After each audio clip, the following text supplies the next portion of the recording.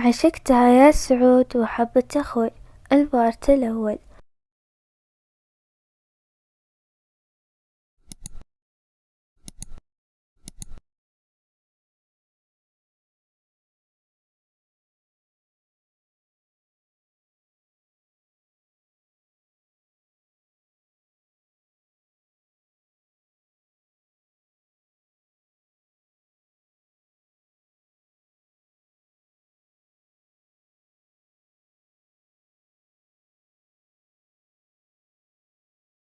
بإحدى الأيام الحارة من فصل الصيف توقفت سيارة ناجي قدام الثانوية اللي تدرس فيها أخته رنيم.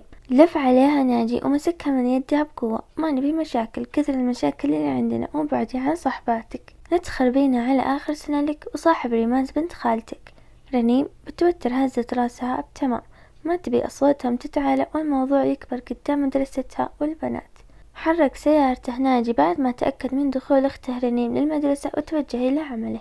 دخلت رنيم المدرسة، رفعت راسها للبنات وهم يرتجفون خوف من التفتيش.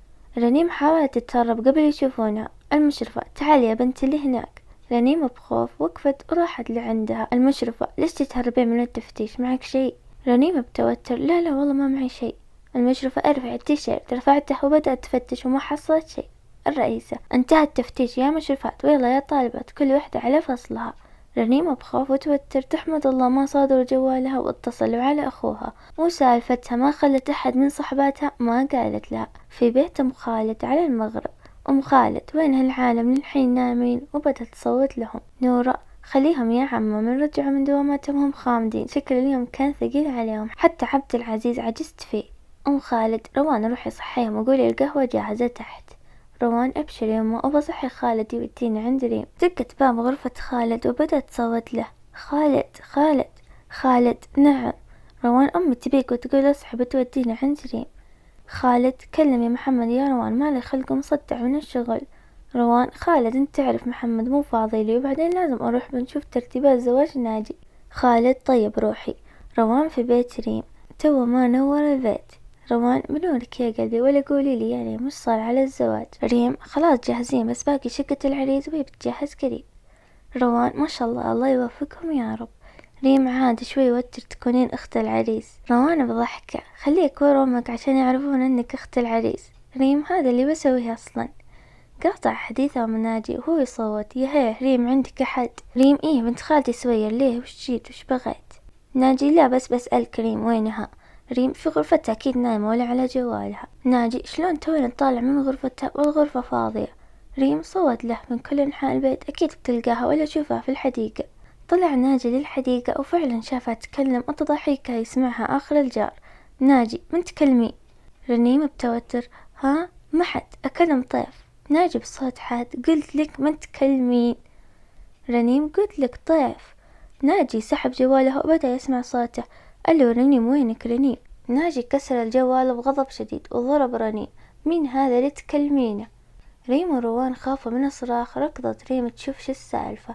ريم: هيا سلامات، ايش فيكم؟ ليش اصواتكم مرتفعة؟ ما تدرون ان في بنت خالتي سوير؟ ناجي سحب رنيم لغرفتها بكل غضب، وريم تركض وراهم لا يسوي شي باختها ولا تدري وش السالفة. روان توترت واتصلت على اخوها خالد. روان بربكة من الضرب والصياح: خالد تكفى، الحق عليها، اخوها لا يذبحها. خالد بصدمة: وش فيه يذبح مين؟ وش قاعد تقولين انتي؟ روان وهي بتبكي من المنظر وخايفة لا يصير شيء: انا عند ريم، تعال بسرعة. وروان ماسكة راسها ومسكر اذنها ما تبي تسمع. دق الجرس وخالد قاعد يضرب الباب. ركضت روان تفتح الباب له. خالد مسكها: وش فيه؟ روان: وش فيك تبكين؟ روان: ناجي قاعد يضرب اخته رنيم فوق. خالد دخل بسرعة ولا صوت لأهل البيت ولا اللي فيه. ناجي سحب رنيم بقوة ودخلها الغرفة ودف ريم برا وقفل الباب وقعد يضربها. ريم من خلف الباب وهي تصرخ عليه: افتح الباب لا تذبح اختي، وتضرب الباب. دخل خالد هو يركض ويسمع صراخ من الدور الثاني. شاف ريم تضرب الباب، بعدها من الباب بسرعة وهي مصدومة كيف دخل علينا خالد. بدأ يضرب الباب لين فتح. دف ناجي بعيد ومسكه من ياقته وبدأ يلكمه مرة ومرتين وثلاث. ناجي فقد السيطرة من شاف خالد داخل على خواته في البيت، وبدأ يضرب خالد بكل قوة ويلكمون بعض. صراخهم يسمعه آخر الجار. طلعت رنيم، ركضت بخوف وريم ما تدري وش تسوي. روان طلعت تركض عندهم لا يتذابحون. ريم دخلت عليهم بصراخ وبدت تسحب ناجي، وروان ماسكة خالد. روان طلعت خالد برا وهي ميتة خوف، والتمام في كل مكان والمنظر يخوف. ناجي لف على ريم بكل غضب ويلاحظها بدون عباية ولا شي ساترها، ضربها بكف. روان بسيارة. خالد وشلون بنترك البنات عنده لا يسوي فيهم شي، خصوصا انك دخلت على خواته بيقوم القيامة عليهم. خالد بغضب يغسي عقب يسوي فيهم شي، وين خالتي فاطمة عنه؟ روان راحوا عند جدتي غزيل. خالد ما راح اترك هالبنات عندها ولا ننزل يدق الباب، خليهم يجون معك. روان دقت الباب وهي تسمع بكاء شديد. فتحت ريم الباب ودموعها على خدها. روان: ريم ايش فيك تبكين؟ سوالك شي؟ ريم: لا ما سوى شي، ليش رجعتوا؟ روان: خالد ما يبي يترككم معه. ريم: روان بتزيدين الطين بلا. روان: وش عليك مني؟ انتي اقوى من كذا، ما بيسوي لك شي. وين رايحة انتي؟ عند خالتك. ريم: راحتني ناجي، ترى بروح عند بيت خالتي سوير، ما بقعد دقيقة عندك. ناجي: ومن سمح لك؟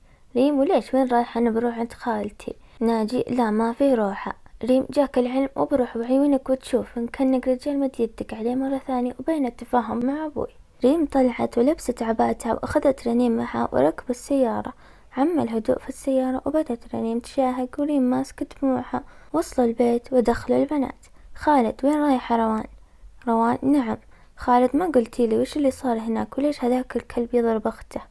روان: علمي علمك يا خالد، كنت جالسة مع ريم وشوي بدأ ناجي يصرخ على اخته وسحبها لغرفتها، وانا وقتها دقيت عليك. خالد: اها طيب روحي لعندهم. دخلت روان البيت وكان البيت هادي والكل نايم. شافت ريم ورنيم جالسين بالصالة بدون صوت. روان: ايش فيكم جالسة هنا؟ تعالوا غرفتي. دخل البنات غرفة روان وبدأت تطلع لهم مفارش النوم. رنيم: خذي مفارشك وروحي نامي عند ريماس. رنيم خذت مفارشها وراحت بدون صوت. دقت باب الغرفة. ريماس: مين؟ رنيم: أنا رنيم. ريماس باستغراب: هذه متى جت؟ قامت فتحت الباب. ريماس: أهلين رنيم، متى جيتي انتي؟ رنيم واضح عليها ملامح التعب وشكلها كان مثير للشفقة، توها جيت مع روان وريم. ريماس استغربت من شكلها وسوت نفسها الطبيعية وأخذت منها المفارش وفرشتها لها. في غرفة روان نامت بعد ما شافت ريم على فراشها. ريم طلعت وراحت للبلكونة وخالد كان جالس في الحديقة سرحان ويفكر مع الهواء والليل. لاحظ ريم طالعة وشعرها يهفف من الهواء. خالد ابتسم لا شعوريا ودخل راح لغرفته ينام، الوقت تأخر. ريم شافت خالد ودخلت بخجل بسرعة. أصبح الصبح وسوير قامت وراحت تصحي ريماس بنتها للمدرسة. دخلت عليهم هم نايمين ريماس ورني. استغربت سوير وخلتهم. راحت تصحي روان ودقت الباب مرة ومرتين وصحوا ريم وروان. روان فتحت الباب: هلا يمه. سوير: علامة نايمة الحين ما رحت تداومين؟ روان: لا يمه تعبانة ما فيني حيل. سوير: وليش ما فيك حيل؟ يلا بس قومي. روان: يمه ريم عندي وما راح اداوم، ما فيني حيل والله. سوير: ما شاء الله بنت اختي فيه. ريم قامت حبت راسها: يلا عاد قوموا صحصحوا بسوي لكم احلى فطور. روان: يمه خلي ميلي تسوي، ليش تعبين نفسك؟ سوير: لا بسويه بيدي عشان بنيتي ريم. ريم بخجل: تسلمين يا خالة لا تتعبين نفسك. سوير: اي تعب، انتم بس قوموا انزلوا لي تحت. روان: ابشري يما جايين. صح خالد على صوت المنبه وقام لبس بدلته ونسى ان في بنات خالته. نزل وهو ينادي امه. روان: ايش تبي فيها؟ خالد: امي وين؟ روان: في المطبخ وعندها ريم، ايش بغيت فيها انت؟ خالد نهت ابيها. روان: ايش تبي فيها؟ خالد: وش دخلك انت كلام بيني وبينها؟ روان طيرت عيونها. في بيت أم سعود. شيخة: وين سعود يبا؟ أبوها سالم طلع للدوامة، وش بغيتي فيه؟ شيخة: أسأل بس، ولا صدق يبا ما راح تحضر زواج ناجي ولد صالح؟ سالم: ما شاء الله بيتزوج. شيخة: إيه يبا وين الناس؟ ومتى زواجه؟ شيخة: بعد بكرة. سالم: بس الرجال ما عزمني. شيخ: أكيد يبا أنت من أهله ما يحتاج عزومة. سالم: أبشر يا بنيتي بنكون أول الحاضرين بإذن الله. دخلت أم سعود تهاني ومعها الفطور. تهاني: ما شاء الله عليك يا شيخة، ما خليتني في المطبخ وتسولفي مع أبوك. سلمى: خليها دلوعة البيت ما حد يقول لها شي. تهاني: لا والله يا سالم وانا ما خليني في المطبخ. شيخة: يما خذتني سوالف مع أبوي، تعرفين مو من عوايدي خليك في المطبخ لحالك. تهاني: وش سالفتكم؟ شيخة: يما أقول لك زواج ناجي بعد بكرة. تهاني: ما شاء الله واحنا آخر من يعلم. شيخة: إيه يما الموضوع صار سريع، بس اليوم تمسكين سعود وتخلينه يودينا السوق، خلينا نلحق على عمرنا. تهاني: إن شاء الله خير، تعالي افرشي السفرة بس. عند مكتب سعود رفع التليفون: وينك انت؟ الاجتماع بيبدأ. راكان: يلا قريبة أوراقك جاهزة. سعود: جاهزة بس وينك انت؟ راكان: أقول لك قريب 5 دقايق وانا عندك. قفل خط سعود ودخلت عليه مساعدته بشاير. راحت لعنده بكل دلع وتمايل. تأمرنا على شيء أستاذ سعود؟ سعود بنظرات حادة: لا، رفعت التليفون عليك ذيك الساعة آمرك بشيء، الحين اطلع برا وقفل الباب. بشير باستحقار: حاضر أستاذ سعود. وصل راكان الشركة وتوجه لمكتب سعود، دق الباب ودخل. راكان: ها، بدأ الاجتماع؟ سعود: لا، ما بدأ، وينك من الصبح؟ راكان: تعرف الطريق زحمة. سعود بضحك: الطريق زحمة ولا خذتك السوالف معها؟ راكان حك راسه وبضحكة: وش تبي انت الحين؟ سعود: يلا بس خلك ثقيل، نشوف بعدين اللي عشقت. سعود: لا، مالي بهالسوالف. راكان بضحكة: كلنا قلنا كذا، بس تصير صدف واحلى صدف. سعود: يلا بس اوراقك جاهزة؟ راكان: نعم جاهزة، يلا داخلين اجتماع.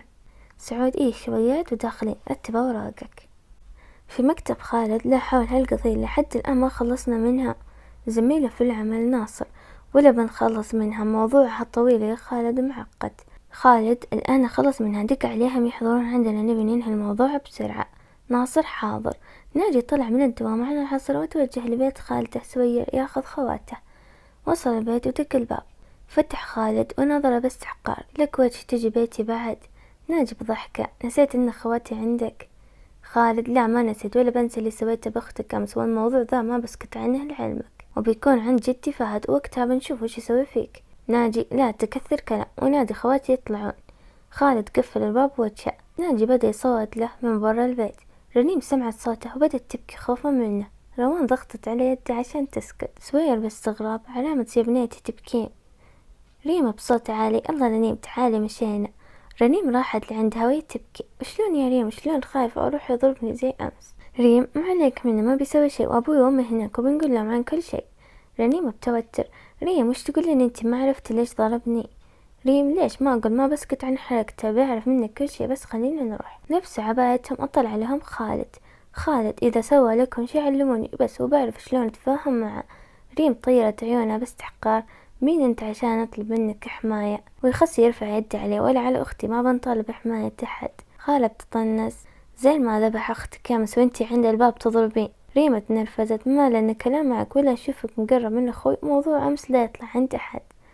خالد: لا، بيطلع عند جدي فهد بعد، وبقرب منه، وش بتسوين؟ ريمة عطت خالد كف. دخلت روان عليهم: هي السلامات، وش بلاكم بعد؟ ريمة بصوت عالي: هذا اللي بسويه وأقوى، فاهم؟ خالد مسك خده ويضحك: ما أنا برجال ولا بكفو، لا مديت يدي عليك. ريم: ما بتقدر أصلا ترفع يدك علي. خالد هو يطالع بعيونها بنظرات حادة: لا أقدر، بس ماني رخمة مثل أخوك أمد يدي على بنت. روان مسكت خالد بالقوة وسحبتها معها، وطلعوا ريم وأختها.